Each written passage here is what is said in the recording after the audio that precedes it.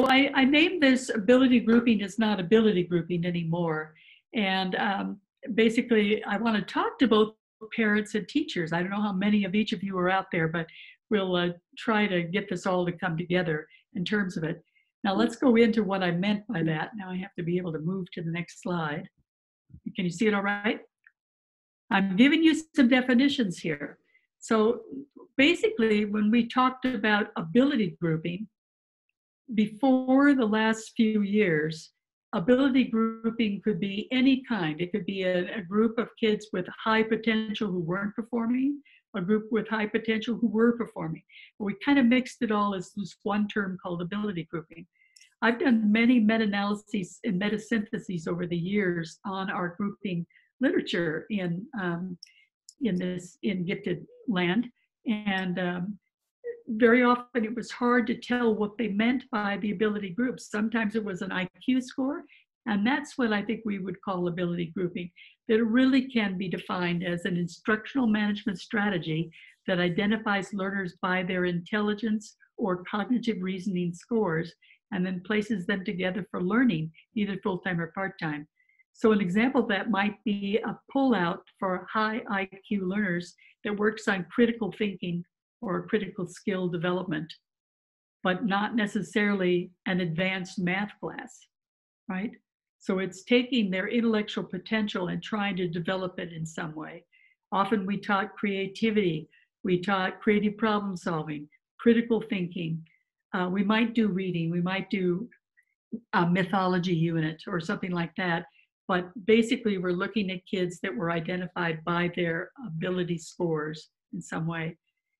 What we've seen in the most recent years, and it's my third point on this slide, is that the concept of talent development has really been pushed pretty heavily, I would say, in the last 7 years in particular. And it really has replaced the idea of gifted program.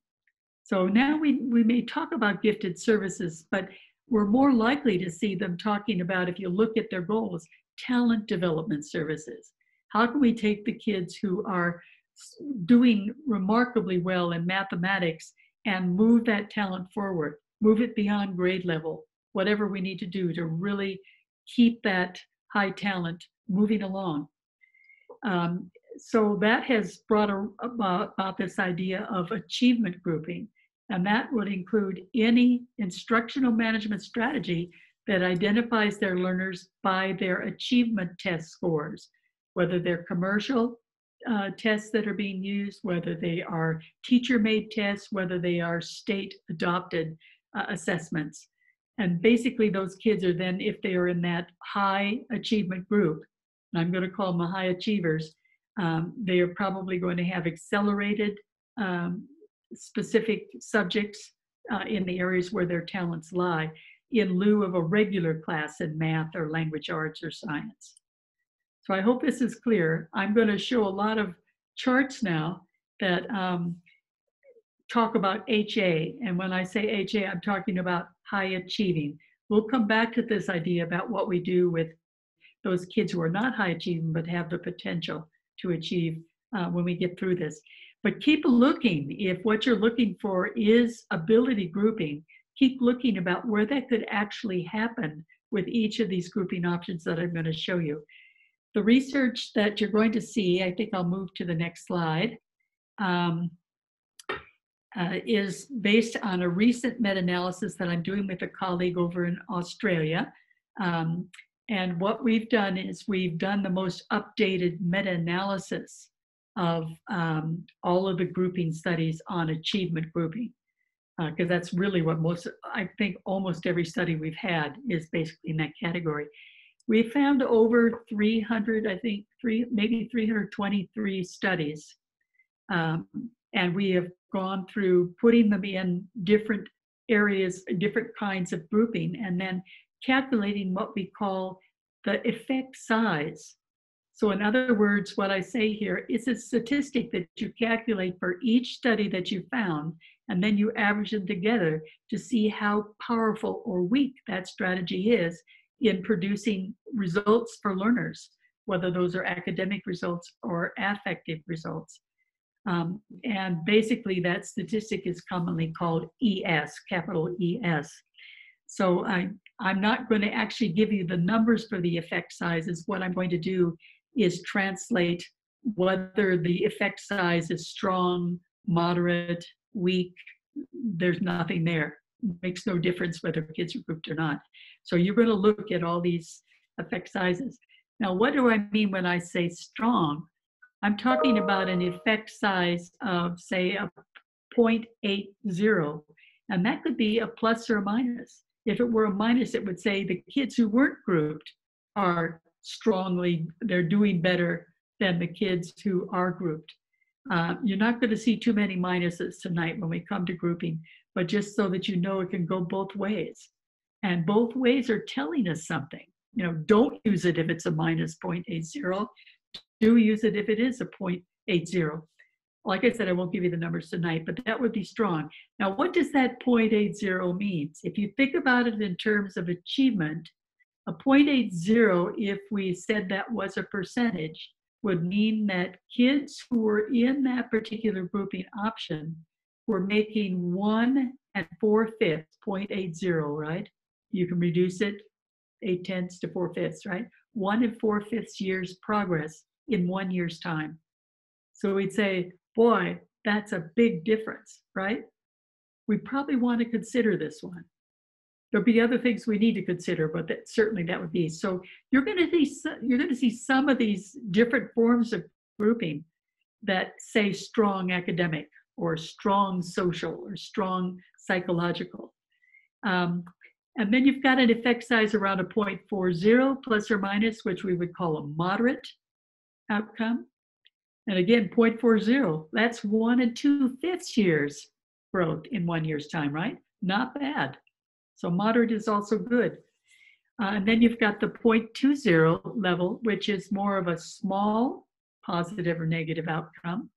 And again, if you're going to make 1 1/5 years growth, right, in a year, you'll have to decide if it's worth the effort or not.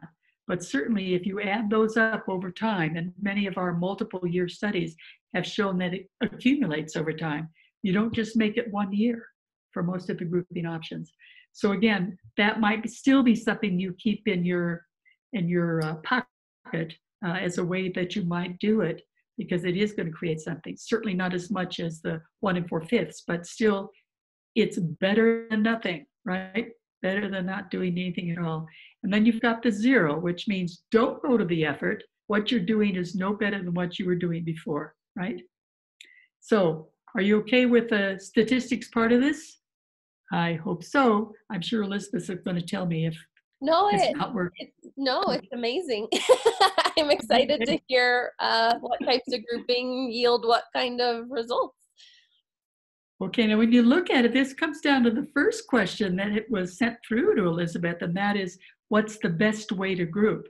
And so I'm going to let all of you decide when you look at this and think about your own context, whether it's your family, whether it's your school, which ones do you think would be best for your particular context when you have some choices to choose from in terms of strategies. So here we go with our achievement groupings, and I put them in alphabetical order, so they're not in an order where the first one on there is the best, right? Just so you know. So we have advanced placement classes. I'm sure all of you are familiar with those. We usually see them at the high school level, but we do know at this point that advanced placement has classes from grade 1 through grade 12. So you could be building towards those advanced placement classes that we normally see in high schools. And so many choices now of advanced placement classes, either online or in person, depending upon the size of your school.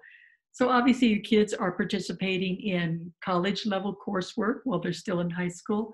And in most cases, it's a high school teacher who's teaching that, who's been trained in this advanced curriculum that's going to be used with kids.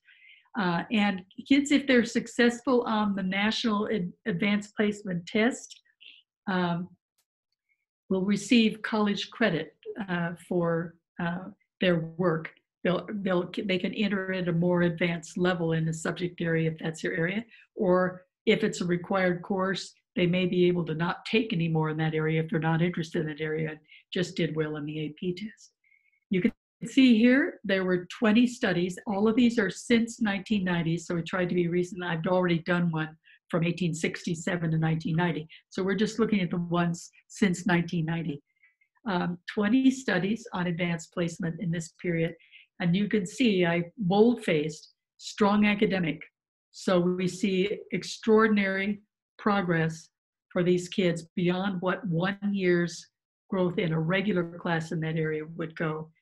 Nothing much happening socially for these kids. If they were social before, they continue to be social. It's small, but a little bit perhaps better in connecting and sharing in those classes. And moderate psychological. And by psychological, in most cases, we're talking about self-esteem, self-efficacy. How well do you think you do? How competent do you think you are as a learner? So some good studies coming out on that and showing moderate. So in that level where it probably is important to have kids involved in that kind of option. Most of these studies, I think only 2 of the 20 were at middle school. The other 18 are what happens in high school. So that's our first choice. So is that our best kind of grouping? You'll have to decide at this point after you see the rest. The second is cluster classrooms. And this is where our high achieving kids are clustered into one heterogeneous classroom by their talent area. So they might be a cluster of high math kids, high achieving math kids, or there might be another classroom in the school where there's a group, same school, of high achieving English or language arts kids. And then those kids are differentiated within that other heterogeneous class. So there's lots of other things going on, lots of ability levels in the class, but these high achievers work together on advanced, accelerated, deep content in their talent area.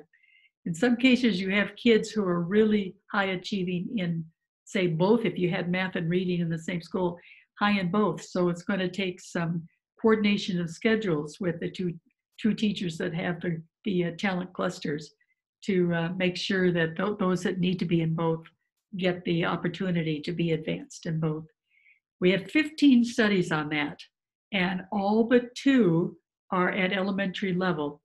The 2 are at middle school level. So it is continuing in some areas, but not as much research as we'd like to see on clustering at the middle school level. Again, strong academic, but the other 2 areas, what happens to these kids socially when they're in a cluster and what happens to them in terms of self-efficacy, have not been reported or studied in this area. We just can look at anecdotes of how these kids became a group that really worked together, collaborated, all that kind of thing. But it's only anecdotal at this point. No serious research has been done on it that I've been able to find. The third one on here are like-performing cooperative or dyad groups. So high-achieving kids are paired or put in a group of 3 or 4 with other high-achieving students and are given a challenging group task to work on. Most of us have learned now that the Johnsons weren't right. You don't give an overall grade for this. Yes, you might give a grade on their collaborative project, but you also are going to give an individual grade on how they collaborated within the group. Did they stay on task? All those other kinds of behaviors that go on in groups. And they'll be individually accountable for what they did or didn't do in that cooperative group. We have 10 studies that have looked at that, a lot of them in California and very large studies, but the result is small academic gains when likability kids are put in these groups, small negative social and small negative psychological. In other words, these kids don't feel that they are connecting as well with the group as they would if they were just working out there on their own. I think one of the issues with our cooperative learning studies is that the interventions, the things that they did for their tasks, were like 3-week or 6-week projects, and there was a pre-post. So how much of a difference does that make overall in your academics when you've just done this task for 3 weeks or 6 weeks? So we need to see whether or not that kind of grouping system could be put into a classroom, and it would happen project after project over the course of a year. No studies at this point that do that. I hope I'm not boring you with all this. Now, Elizabeth, tell me if I'm going too slowly, please. No, you're great. I think this is so fascinating because I like the one you just spoke about. I think that's a strategy that a lot of teachers use when they're stretched thin, but they have these high students. So they group them together to do a task for a certain amount of time. So that one was really fascinating to me, that it was just small academic and negative in small ways. In social and emotional, yeah. And the negative is just because the other kids in the group don't want one person leading it. I mean, I think there's all those kinds of issues that occur when you put all the great minds together. It takes a while before they settle out about who has this strength and that strength, and we can work together. If they were working together for a whole year, we might see a big difference, both academically as well as socially and emotionally. But at this point, we haven't done it. So teachers, try it. Remember, it's a small one, which means it's better than nothing, right? So let's see what happens when we extend the time, if that's something that is a preference. But I think it's important data to say that, we can't do something for these higher students in our classroom, put them in a group for a month or two, and then hope to yield great gains. It's not going to happen. Yeah. And does one project actually affects the end of the year tests that are done? Sure. Have you studied anything about it? So again, that may be one of the reasons we don't see a big academic effect yet. But I think the small ones, we don't take them off the list. We just find a way to overcome whatever the differences are. Sure. The next one is a very difficult one to parse out. We found 17 studies, and we still are trying to figure if you really can call them flexible grouping or something else. But basically, we're talking about high achieving students who can move from group to group across classes at a grade level, depending on how quickly they're learning something. We could see how that could happen in math. If you had various groupings going on in different classrooms, and then kids, when they had mastered something, could go on to a higher group. This is what we're talking about in flexible grouping. So kids are not identified as high achieving in the front. It's how they're achieving that determines whether or not they stay with the group for a longer period of time or a shorter period of time. I hope this is making sense. So in this way, again, it's a small academic gain, so better than nothing. I think it's more difficult for teachers to actually implement, because when do you decide that a student goes up, and do they need to come back for the next unit, and how are kids feeling about it? But you can see that the social is at the moderate level. And I'm just wondering if you're able to move from group to group, you don't become more social. I don't know.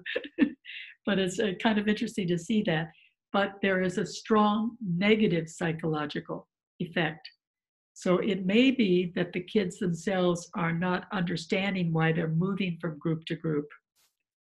And I know that many times that lack of transparency, why are you being moved up or down, can severely, impact how a child feels about themselves. I want to give you one example, and that was years ago. I was going to a conference of Texas teachers of the gifted in Texas, and their conventions have thousands of teachers who do this because it's quite a mandate, I think, in Texas. And the guy who was driving the van that was taking me to the hotel said to me, so what are you doing here? And I said, oh, I'm going to a gifted conference. And he said, oh, I was gifted once.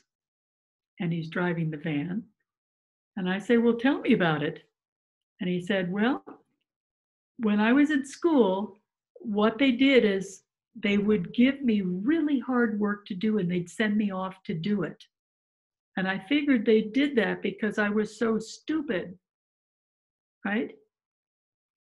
And so I wouldn't get the work done, and then I wouldn't feel good about myself. And I thought that probably explains what we're seeing here in Gifted.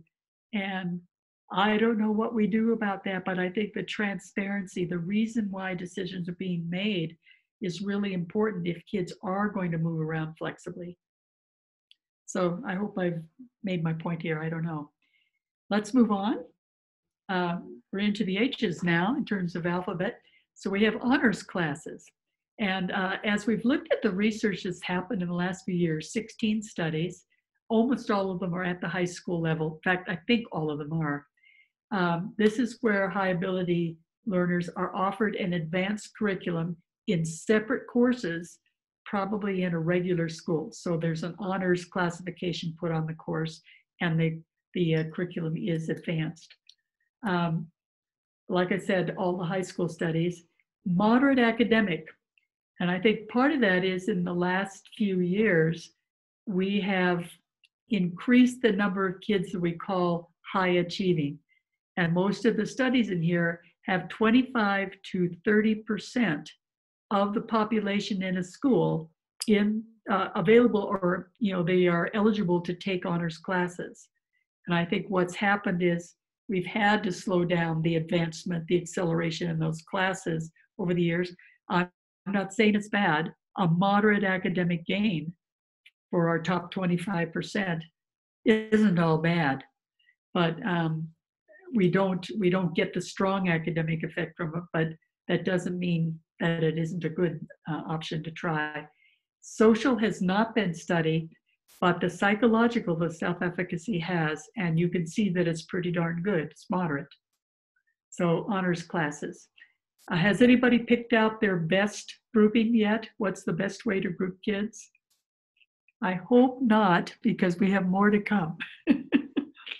So next is International Baccalaureate. So somewhat like advanced placement, but the studies that have been done in the last few years have looked at those kids who go on for that final diploma. So they have taken the whole program of courses in every academic area.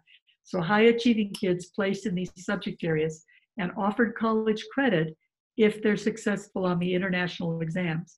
So the same time these kids in IB are taking their exam, kids in France are taking it, kids in Switzerland are taking it, kids in Japan are taking it, kids in Australia are taking it. And you can see here strong academic, just as we saw with advanced placement, but in this case, across all academic areas. So I think it's really saying a lot. Small negative social and small psychological. Psychological is positive, so self-efficacy is good despite the rigor of what they're doing. The negative social, I don't know what's going on there. If there's competition, if rather than collaboration or sharing what we're learning, or just they're so busy going from course to course at very advanced levels that they don't have time to socialize. I don't know. And if we were to do an IB program, could we fix that?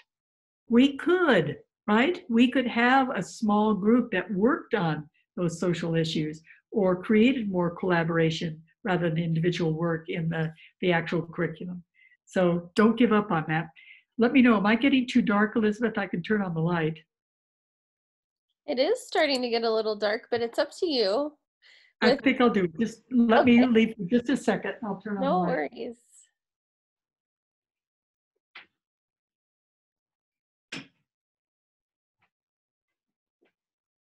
It feels like it's 10 o'clock at night, but it's only 5:40. I know. It's kind of depressing, isn't it? So anyway, we've got International Baccalaureate taken care of. Yeah, I can see I'm brighter. Not mentally, but, illuminated. The next area is probably the largest area that we found in the last few years, and that's performance grouping by subject area, which is a slick fit with this idea of talent development. So high ability learners are placed in separate, high achieving learners are placed in separate high achieving classes for specific subject areas. So if math is going to be done, you go to one classroom for the high achieving group, another for the moderately achieving, or maybe a couple of them, and then low achieving. So the whole class, it's supposed to be a homogeneous class in that subject area, that area. Probably our strongest findings of all the areas, and with 42 studies, you would have thought it would have depressed more than with some of the smaller ones, but strong to very strong academic with performance grouping. When we get all those kids who are high achieving together, they can really go places and at a more rapid pace than they could in a more heterogeneous situation. Strong social in this and moderate psychological. So again, good on the self-efficacy. They're where they need to be, or they like being in this group, even if they're not the best in that group. So they feel good about themselves, and strong social. So again, performance grouping. And then we have pull-out classes, which are still going on, but in most cases, they have been focused more on the high achieving learners. So they're placed in a separate class, usually a small group, for a specific subject in an advanced content area. So in many cases, with districts that still do gifted services, their only option for gifted services may be pull-out.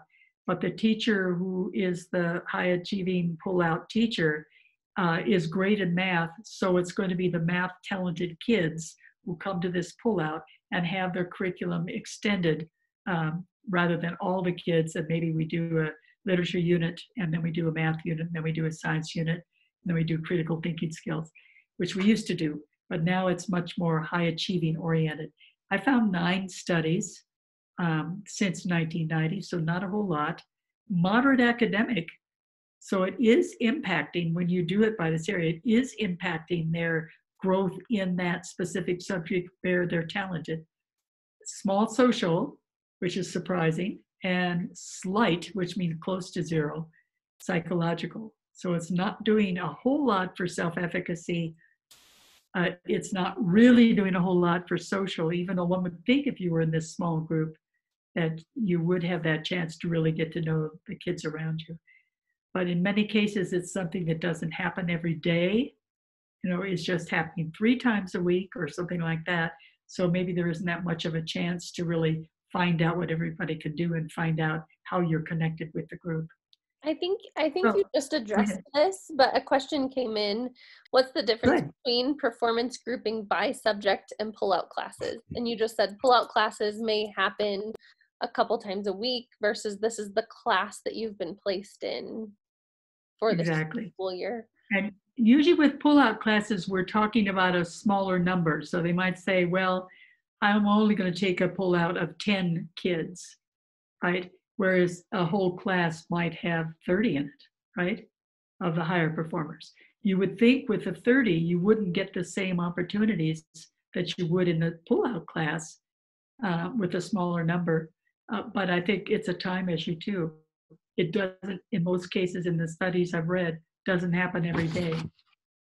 Just can't fit it into the schedule every day. Good point. Okay, we're getting to the end here, the last 3. So I don't know if you've been counting up, but we're going to have 11 choices here before we're done. And maybe Elizabeth can have you vote about which one you think is the one that is the best. You can drop your comments in our Facebook feed here. We're keeping track of it. We have a couple questions I'm going to come back to at the end, but yeah, let us know what you're thinking. Okay, so here we go, the last 3. Self-contained homogeneous classroom. Here we have high-achieving students who are placed full-time in a classroom for all their advanced learning. And in most cases, this usually involves how you do on both reading and math tests, the state assessments you take and that kind of thing. And in many cases, an intelligence or a cognitive reasoning score is also part of getting into those classes. So again, this is kind of one that's probably, you have to have both the ability and the high achieving to be in this self-contained homogeneous classroom. But you'll really get to know those kids, right? You'll get to know the other kids in your class because you're together for the whole year. There are 23 studies on this, and at this point, most of them come out of Europe, not the United States. And thank goodness the Europeans have all decided that they use English when they write their articles, even for the European journals. But 23, strong academic findings, very slight social, isn't that interesting? And slight negative self-efficacy. So, I have a question on this one because during my teaching career, I worked at a gifted magnet school, and we have quite a few of those in Colorado. We also have gifted charter schools. Is right. is this what this would be, the self-contained homogeneous classrooms? Instead of just a classroom, we've turned it into a school. Is that comparable or not? You know, the self-contained, in most cases, this would be a class that followed all through all the grades of the school where you are. It's probably closer to a school within a school, right? SWAT kind of thing. Um, I think the one you're talking about primarily that I saw with my time with Linda was a special school for the gifted. So yes, it is homogeneous, right? Well, probably self-contained. But many times in those special schools, there would be levels, right? So maybe you're in the advanced version of math, but in the regular math within that school, right? Yes, So then you have there's grouping within grouping within grouping, right? exactly, exactly. And that's healthy. That's good. You know, we're looking at those individual differences. So I don't know if that's made it clear, but I haven't done special schools here. So the next to last one is summer university courses, and this is where high ability learners, often they take a talent search test. I know University of Denver has been involved in this forever and ever for the western part of the United States, and I think California is involved in this as well. But learners will participate in differentiated classes at a university campus according to their talents and interests when school is not in session. So 14 studies have looked at that since 1990. Moderate academic, and that's amazing because you can go for a 3-week to a 8-week, maybe even a 12-week if you're lucky, course in the summer and have it impact your academic achievement during the school year. So it's amazing what happens there. Strong socialness, right? And small self-efficacy. So hopefully they felt good about themselves when they went into this. I think they did because it's such a daring thing to do. I think the first summer that kids do it, they feel like they're taking a risk. And what happens if I'm no good when I get into this? So there's all kinds of things going on there. So again, a small psychological gain is probably saying something about finding your own and knowing what you're capable of and being pleased with what you can do, right? That's what we want. So there's that. And then the final one is within class grouping. And this is where every teacher will look at the kids in the classroom and say, this group are my eagles. This group are my, robins. And this group are my crackles, or something like that. They're hopefully not using those kinds of names, but they're within that class. The teacher separates them and then tries to differentiate as much as possible between groups. Again, you don't have all of your high achievers together. You may have one or two in that classroom. So they're not going to be grouped with others who are exactly at the same levels of achievement they are.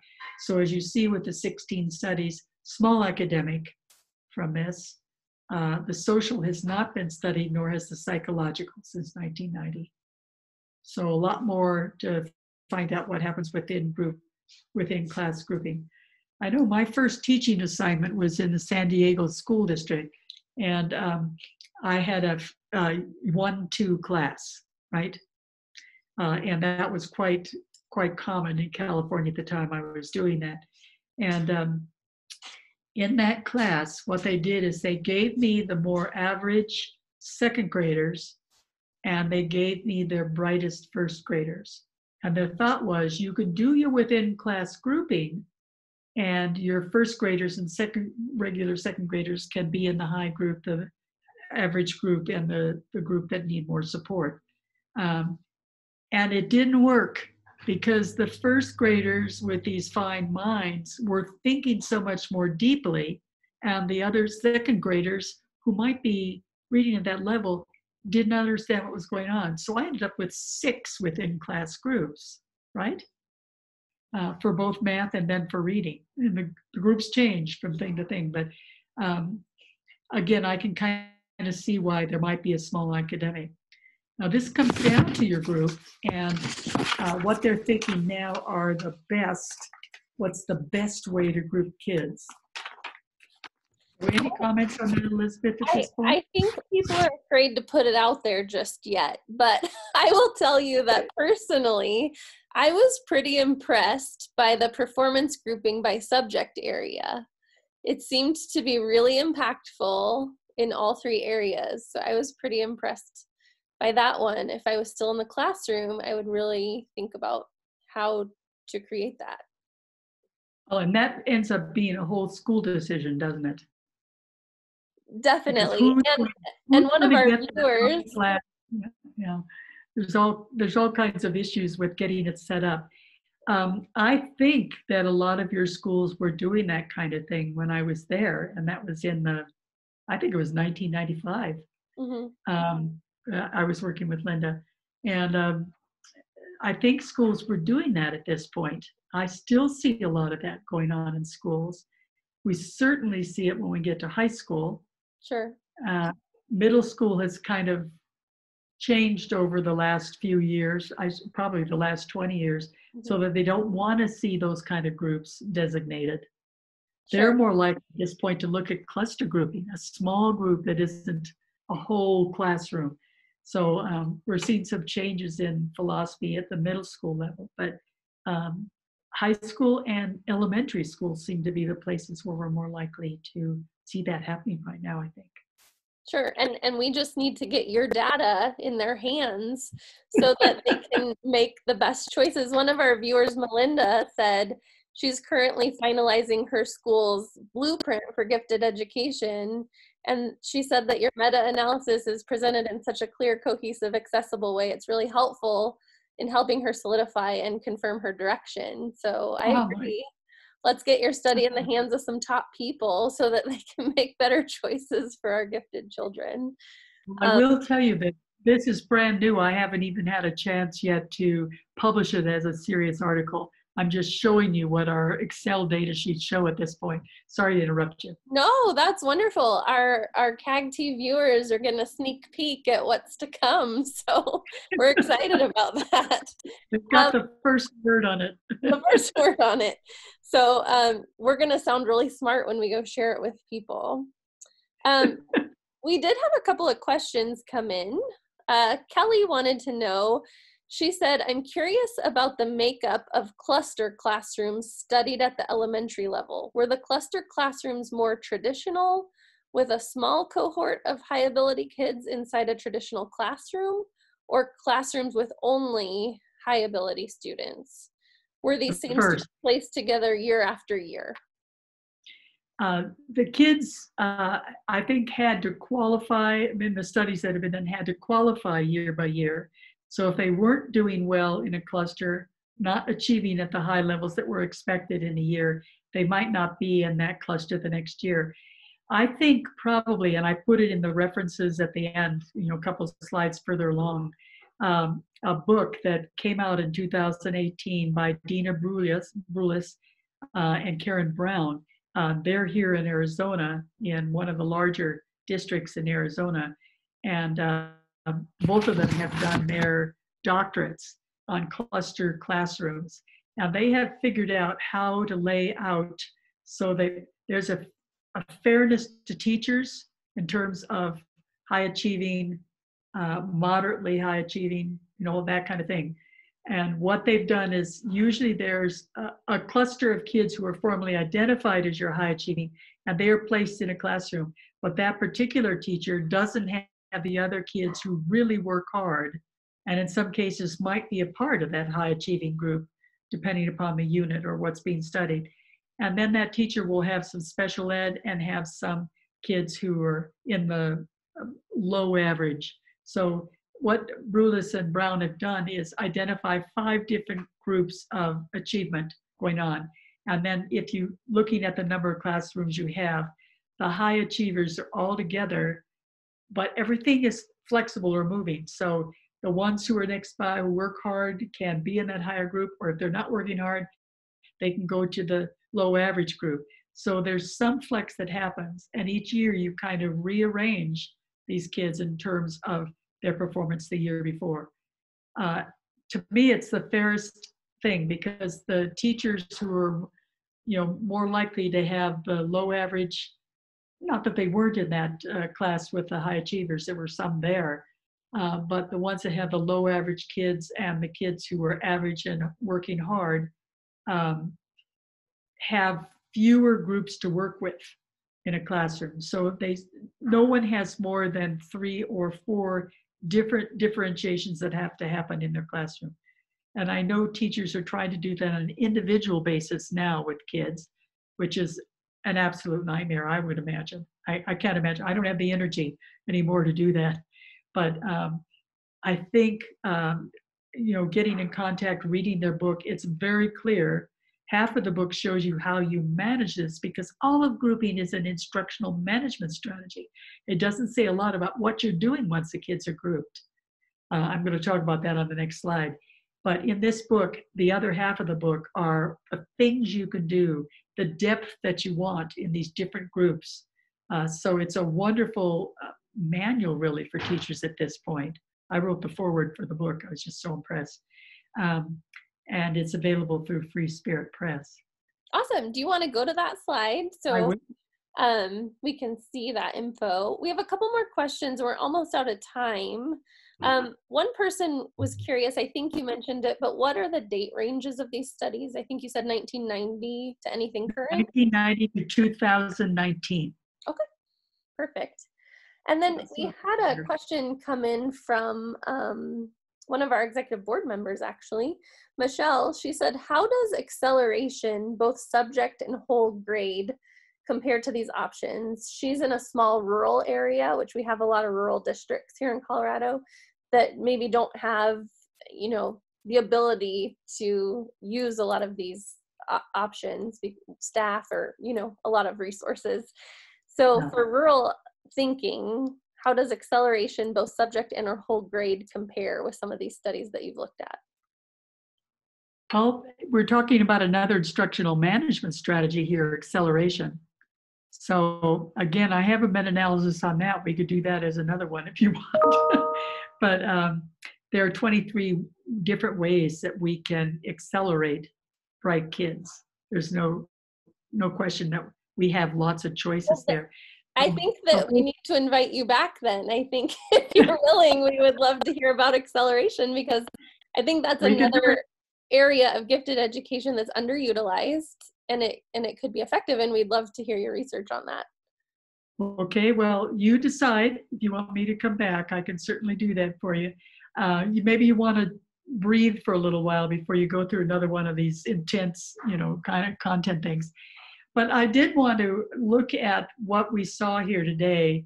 And I put on this slide, this is for teachers and schools, this first slide, then we'll look at the parents one.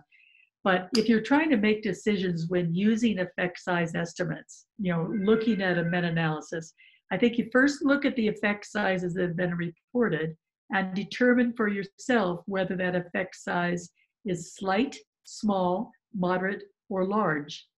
And in some cases, the small one may be the option that works for you in your particular situation or context. So it's still making a difference for these kids. We don't want to just say, oh, we can't do it at all, when we know that there's more potential there, especially if you've got the motivation too.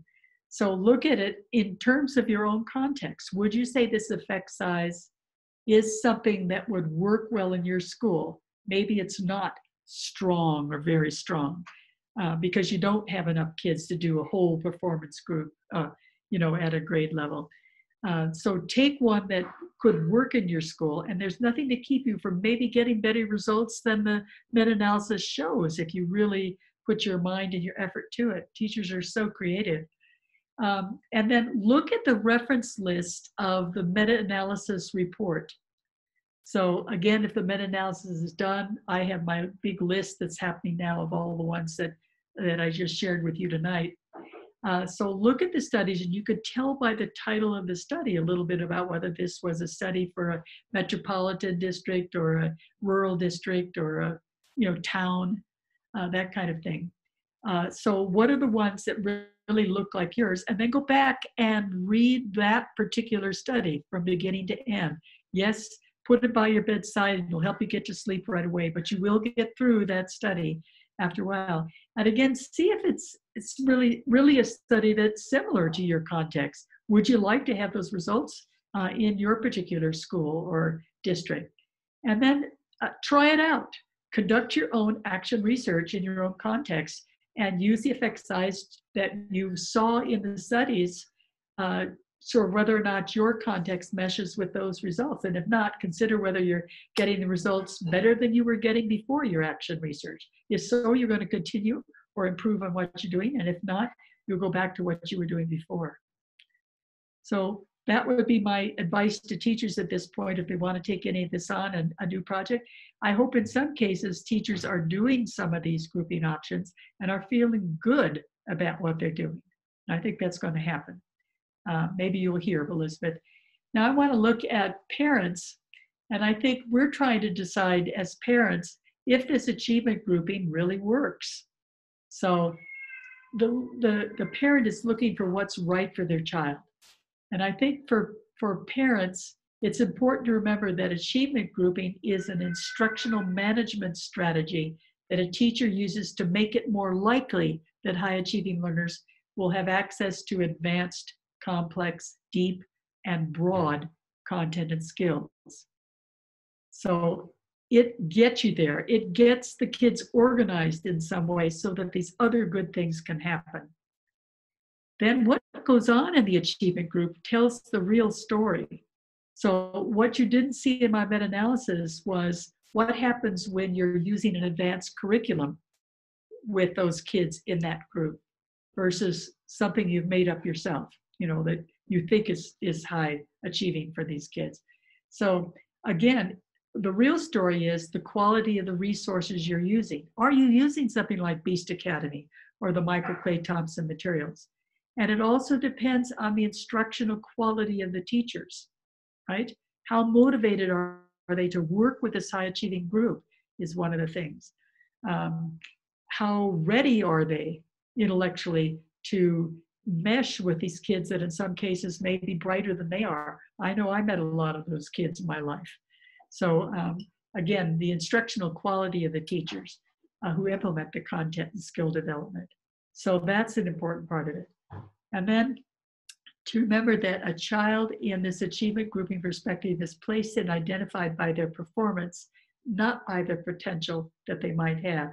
So this may suggest that we still need some forms of ability grouping when we measure participation by intellectual potential. And there certainly is a place for this. And we have high potential in kids that don't have access to advanced content.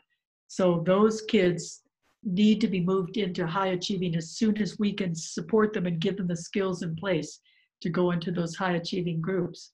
We also have high potential kids who are severely underachieving for emotional reasons, for intellectual reasons. They don't see the content there. They don't see why they should be doing this. Is this all there is? Existential depression, all kinds of things can be going on that kind of lead to this underachievement. And in many cases, our twice exceptional kids have been put in that underachieving basket. And I think that's a separate group we need to work with in their own high ability, high achieving groups until they have the base that they need to go in. I will tell you in the study we did where we really worked on these kids that we watched their scores from years to years. Within the first year of what we were doing, it was a 3-year project, about 12% of our kids who were in that underachieving basket, diverse basket, twice exceptional basket, had moved into full-time high achieving cluster classrooms. By the 3rd year, 40% had gotten there. And we're looking at these kids to see what happens when they get to high school. We have about 80% of the kids as they left 6th grade and went into 7th grade who are in the advanced classes in their middle school. So again, by spending those years, getting those skills they need, getting the motivation in place, making sure they have access all the way along to gifted materials. And maybe they're a little bit below level in those materials, but these kids can catch up if somebody's really working with them on a regular basis. So I think there is a place for what I'm calling ability grouping in this case, or potential grouping, whatever you want to call it. But our whole purpose is to get them into those high achieving classes down the road. Because I think what we really want in our society is kids who come out of school really equipped to work with the context, the world that they're going to be living in as adults. So again, that would kind of be where I went with that. Now, I don't know if you've gotten any comments on this. You're getting off on my, I was getting off on my own opinions. No, we love hearing what's happening in your mind. We have gotten some questions. We are over time. Would it be okay if we didn't get to someone's question if they contacted you with your email here? Absolutely, and I put it up here. Okay. KB Rogers at stthomas.edu. Awesome. And then the 2 books that are listed there are what you were referring to earlier? Yes, the Brulis and Brown book, I think, is very valuable to teachers who are thinking about flexible grouping, cluster grouping in their classrooms and collaborative learning. So it's an excellent book, very up to date and very teacher friendly. Parents might even enjoy reading it too. And for parents, I really want to recommend the Judy Galbraith and James Delisle book. Their latest update of that was 2016, called When Gifted Kids Don't Have All the Answers, How to Meet Their Social and Emotional Needs. And I think one of the most valuable chapters in there, actually both for teachers and for parents, is the one that deals with underachievement. And Elizabeth, you were talking about that, so I know you could talk to your group after the fact about what James Delisle has to say about it. And I think he's so on it. I mean, he knows about this. And there is a way that we can get through to these learners, I think, before they go off to college and decide, hey, learning isn't so bad after all, as my son did. So Well, I'm at an end on this, and I hope this is okay. This was a perfect night to come back after taking a week off last week, and all of the comments are so positive, just saying thank you so much for sharing your knowledge, because like you said, none of us have the time or energy or drive to read through all these studies, so we appreciate your help in understanding grouping for gifted kids. Again, I apologize if we didn't get to your question, but Karen is being so kind to allow you to email her if you have questions or things you want cleared up or thoughts that you want to share with her. So please do that. And I think that we need to look at our calendar and have you come back in the spring and talk about acceleration, because everyone wants to know about that too. So we'll get that figured out. California's been Colorado has been one of my favorite states. When I was working with Linda there, I kept thinking we would retire there. Right? Yeah, well, come on over. Come hang out with us. At least I get to talk to you online. Yeah, definitely. It was so nice to meet you and have you. I know I learned a lot, and I hope everyone else did too. So thanks for joining us. I just want to remind everyone out there who's still hanging in with us that next week we're back again, and we have Joy Lawson Davis, who is another wise woman in the field of gifted education who has so much to share with us. So thanks for joining us, guys, and we will see you next week.